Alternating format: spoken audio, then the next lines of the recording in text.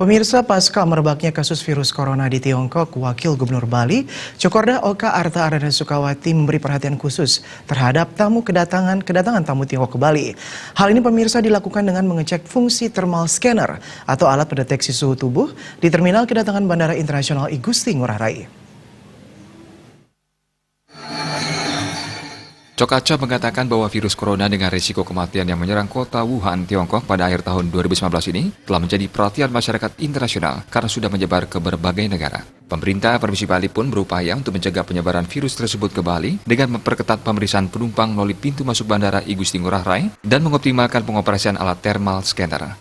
Wagub Cokaca secara langsung memantau petugas mengoperasikan cara kerja dari thermoscanner saat mendeteksi suhu tubuh penumpang yang baru tiba di Bandara I Gusti Ngurah Rai. Teman yang bekerja di scanner airport Ngurah Rai sudah sangat profesional. Memang kemarin pertanyaan karena alatnya kita miliki dua gitu.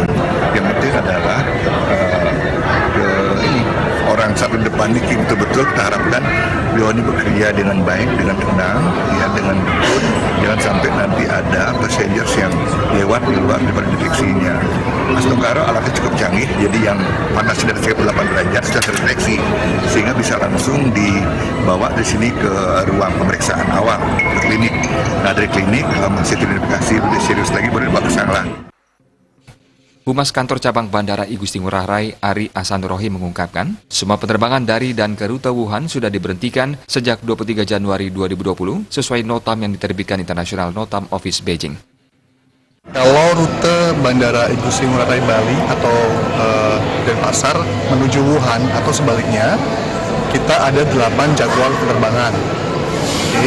Dan itu semua sudah dihentikan sejak tanggal 23 Januari 2020 sesuai dengan notam yang diterbitkan oleh International Notam Office Beijing.